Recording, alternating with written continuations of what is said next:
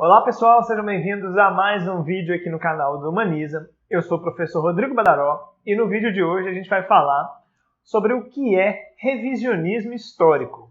Quero te pedir de uma vez para já deixar o seu like e se inscrever no canal, beleza? Vamos lá!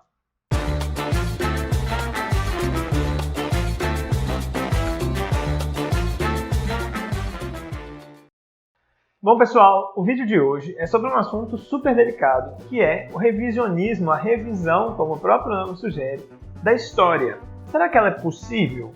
Será que a gente tem como rever um certo período histórico, algum acontecimento? A resposta é sim. É super possível e necessário a gente rever, revisitar, voltar ao estudo de certos períodos da história. A gente não assume que aquela verdade descoberta durante um dado momento, ela é permanente. As nossas interpretações, elas podem mudar ao longo do tempo em relação a algum objeto que a gente está olhando. O que a gente tem que pensar? Que há pelo menos duas grandes formas de se revisitar, de fazer esse revisionismo histórico. Uma delas é menos do ponto de vista científico, é mais pensando na sociedade. A sociedade, à medida em que o tempo passa, ela passa a ver as coisas com outros olhos. Ou seja, as pessoas passam a achar que certas personalidades, certas pessoas, por exemplo, não são mais pessoas tão admiráveis assim. Isso a gente pode até pensar como um processo natural. A gente vai mudando ao longo do tempo as pessoas que a gente admira, que a gente considera que merecem um certo destaque público, que merecem homenagens. Esse é um processo, digamos, que mais natural, mais fruto do processo social. Ele pode ser forçado pelo governo, ele pode ser até embasado também em novas fontes da história, da historiografia, que descobrem novos fatos, mas é comum também que ele aconteça devido a questões meramente da conjuntura, do momento. A gente está vendo isso muito claramente nos últimos semanas, meses, por exemplo, quando ocorre a derrubada de estátuas de grandes personalidades históricas. Não se trata necessariamente de ter descoberto coisas dessas pessoas que a gente nunca soube, mas sim que as pessoas, no tempo presente, não veem aqueles personagens do passado como tão admiráveis assim mais. Então, foi questionado, foi pichada a estátua de Churchill, que era visto como um herói nacional da Inglaterra, e agora isso começa a ser questionado. A mesma coisa aconteceu com várias estátuas e referências a Cristóvão Colombo, que era visto como alguém que merecia essas homenagens e talvez passe a ser visto agora, ou vários movimentos têm contestado esse lugar dado a Cristóvão Colombo, passando a pensá-lo não como um herói, mas como um invasor, um conquistador, alguém que, enfim, suprimiu outros povos, venceu, derrotou, massacrou, sobretudo os povos indígenas. Então, essas mudanças, elas muitas vezes são fruto da conjuntura social. Um contexto em que eclodem manifestações antirracistas, como o que aconteceu em junho de 2020, nos Estados Unidos, no Brasil, despertam reflexão acerca de uma série de personagens que a gente às vezes idolatrou por um ou outro motivo, mas que quando a gente está num novo cenário, numa nova conjuntura, a gente acaba repensando se eles merecem mesmo todo esse espaço público que tem aí, praças, parques, estátuas, não importa. É claro que esses personagens não vão sair da história, isso é impossível, Dos livros de história eles sempre estarão lá porque foram parte importante. A questão é mesmo saber se merecem homenagens, porque a colocação dessas pessoas em espaços públicos é uma forma de homenageá-los, de lembrá-los como figuras de destaque, como figuras importantes que merecem ser relembradas. A gente tem um exemplo muito famoso na história brasileira e que é sempre abordado em questões de vestibular, várias provas, que é Tiradentes. Tiradentes foi construída a imagem de Tiradentes num primeiro momento, no momento da Inconfidência ou da Conjuração Mineira, como você preferir. Foi pintada a imagem dele como sendo um vilão, alguém que deveria ser duramente punido para servir de exemplo para que ninguém mais faça o que ele fez, contestar o poder do rei, contestar o poder da coroa portuguesa no Brasil.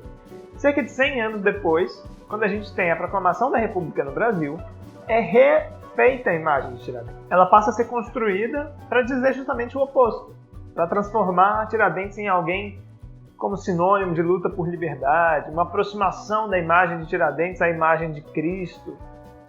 Então a gente percebe muitas vezes que esses movimentos têm um fundo político, seja motivado pela própria sociedade, por seus próprios interesses, ou, nesse caso brasileiro de Tiradentes, um movimento bem feito pela elite republicana brasileira que queria reconstruir uma imagem nacional, reconstruir a imagem de heróis nacionais. Bom, essa primeira forma de alterar nossa visão da história, ela não envolve tanto, como vocês devem ter percebido, o próprio campo dos pesquisadores, da ciência histórica, da historiografia. Eu estou dizendo de intenções políticas, de mudanças na sociedade. Agora, a própria história, os próprios pesquisadores no campo da história podem rever visões de um dado período. E isso é muito importante também. O fato do período já ter ficado para trás não faz com que a gente tenha que parar de estudá-lo. A gente, ao contrário, vai continuar estudando esse período e testar para ver se aquelas interpretações que a gente teve, não sei, há 50, 100 anos atrás, se elas ainda são as mesmas hoje, se a gente tem novos elementos para a gente rever essa história. Ou seja, o revisionismo é uma parte importante do trabalho do historiador. É até comum que as pessoas não gostem muito porque esse termo virou um pouco pejorativo. É comum também se ouvir falar do revisionismo como uma coisa ruim, né? Alguém que está querendo revisar a história como se estivesse forçando para revisar, né? Que estivesse querendo revisar para atender aos seus próprios objetivos. Mas a gente pode pensar o revisionismo como um trabalho necessário e típico do historiador. A gente tem uma série de exemplos em que isso acontece. Na história geral, isso é muito comum. Basta a gente pensar na nossa visão sobre a Idade Média, como que a gente tinha uma ideia de que a Idade Média era uma idade das trevas. Até porque essa é a leitura daquele período feita por quem veio depois, basicamente os iluministas. Com o passar do tempo, a gente foi voltando, revisitando uma série de coisas da Idade Média, e hoje já não se aceita muito mais essa ideia de que Idade Média era a Idade das Trevas. Se você aprendeu assim, saiba que isso tem mudado nos últimos anos. Isso são mudanças no interior da historiografia, das pesquisas, e elas são super importantes. Na história do Brasil, a mesma coisa. A gente pode pegar inúmeros exemplos. Um clássico exemplo é a revolta da vacina. Não sei se você se lembra, tem vídeo aqui no canal falando sobre isso. Mas a revolta da vacina é uma revolta da população contra a obrigatoriedade da vacina. O que a gente pensou durante muito tempo? Que isso era apenas uma revolta que mostrava a falta de instrução da sociedade brasileira, né? A ignorância da sociedade brasileira. Mas hoje, olhando também com um certo distanciamento e à luz de novos documentos, novas informações, a gente consegue perceber que poderia ter isso sim, mas havia também um despreparo dos próprios governantes ao tratar da questão. Ou seja, o mesmo episódio histórico, que até alguns anos atrás a gente interpretava e ensinava como sendo fruto de uma ignorância popular, hoje a gente já é capaz de ver e explicar a partir também, pelo menos, de uma insensibilidade, uma falta de preparo dos governantes. Então, é fundamental ter isso em mente. A história muda, ela precisa mudar. A gente precisa estar sempre investigando os acontecimentos do passado para tentar ter uma melhor compreensão, mas nós temos que ficar muito atento a um problema, que são os fraudadores da história. Não são revisionistas, não são pessoas que fazem um estudo sério para revisitar, para buscar novas fontes, documentos, imagens. Não. São pessoas que estão se propondo a fazer uma fraude, uma revisão forçada da história, uma revisão que não se sustenta. É como se a gente pegasse qualquer Zé Mané e fosse dizer que as teorias de Einstein já não se aplicam mais, que as teorias de Einstein não têm importância para a física, enfim. Não é assim. É possível revisitar essas teorias e verificar erros ou possíveis aspectos que elas não trataram de forma suficiente? Com certeza. A física deve se preocupar com isso constantemente, o tempo inteiro. Mas é preciso que tenha uma comunidade científica que verifique esses novos achados, essas novas teorias e as contestações feitas às teorias anteriores para ver se há, de fato, valor nessas construções ou não. Eu estou falando da física porque fica mais evidente. É mais difícil alguém se propor a negar as teorias de Einstein por aí do que alguém falar coisas nada apropriadas sobre a história. Mas a ideia é justamente a mesma. A gente precisa de uma comunidade científica, um conjunto de especialistas, pessoas que dominam aquele tema, que vão avaliar quando surgir novas fontes, novos documentos, e verificar se ali há, de fato, elemento suficiente para se chegar a uma nova interpretação, a uma nova visão sobre aquele período histórico.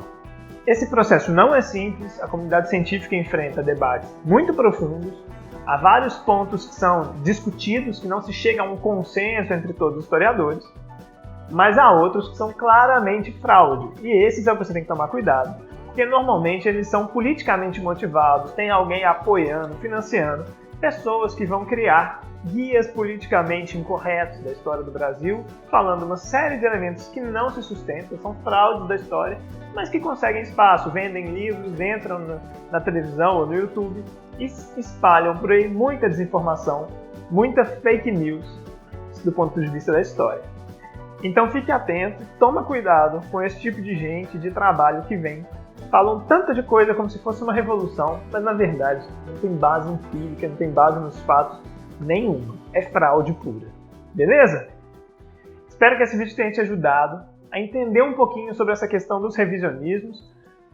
Se gostou, deixa o like, compartilha o vídeo com os amigos, comenta, se inscreve no canal, preciso dessa ajuda para a gente crescer aqui no YouTube. E também me procure no Instagram, @humaniza1. Eu espero você na semana que vem. Um abraço e bons estudos!